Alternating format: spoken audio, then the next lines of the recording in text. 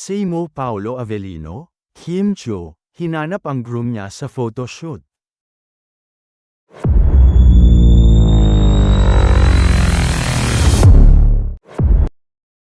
Bongga ng bagong vlog ni Kim Chiu, ha? Pinakita nga kasi niya ang iba't ibang angle ng kanyang pagkatao bilang artista, at bilang cover girl ng isang sikat na magazine. Bata pa lang ako, hindi ko naisip na magiging cover girl ako. Kasi ever since, hindi naman talaga ako photogenic, at wala naman talagang camera ang mama ko, kasi mahal talaga ang camera noon. Pero mahilig akong manood ng America's Next Top Model, by Tyra Banks.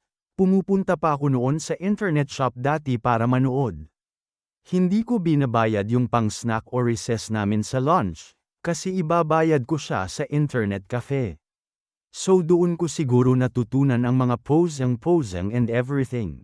Sobrang nostalgia feels lang na nandoon ako sa mga cover ng magazine. Ang Metro Magazine yata ang pinakamarami kong covers. 20 years after, ginagawa pa rin nila akong cover girl, aliw na hirit ni Kim. Pero syempre, mas aliw ang mga fanny sa mga hirit ni Kim sa photoshoot nila. Lalo na noong papunta na siya sa location. Hala, nakaka-excite. First time ko talaga. Nandyan na kaya ang groom ko? Ha. Hirit ni Kim. At syempre, kilig na kilig ang mga fanny sa hirit na yon ni Kim, na parang nai-imagine na agad nila ang mga eksena kapag nagpakasal na si Kim kay Paolo Avellino, ha? Nasaan na ba talaga ang groom ni Kimi?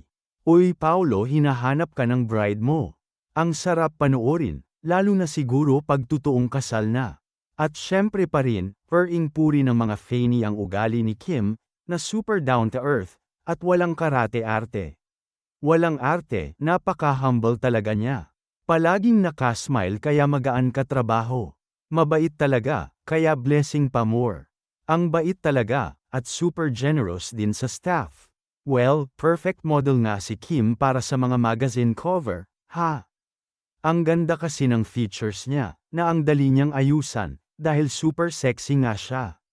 It's very hard na gumawa ng magazine nowadays, lalo na sa mundo ng social media.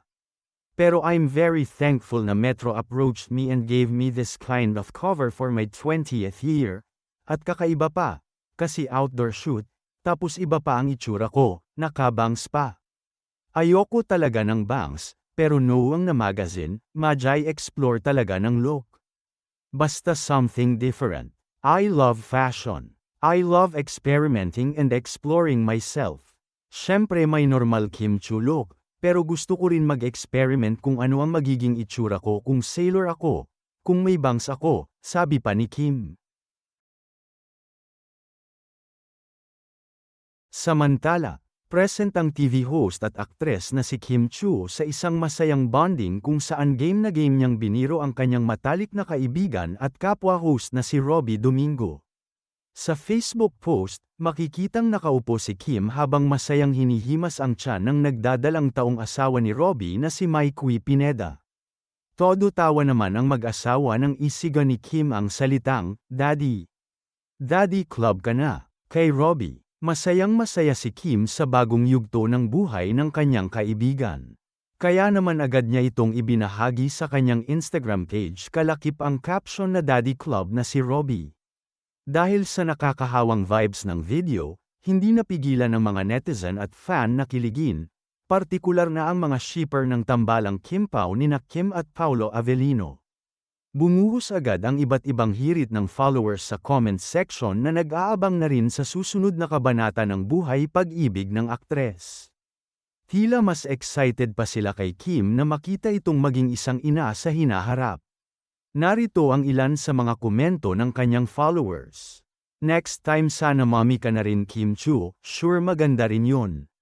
Next time ko naman sana MKTAN men na maging mommy excited NKME Sao.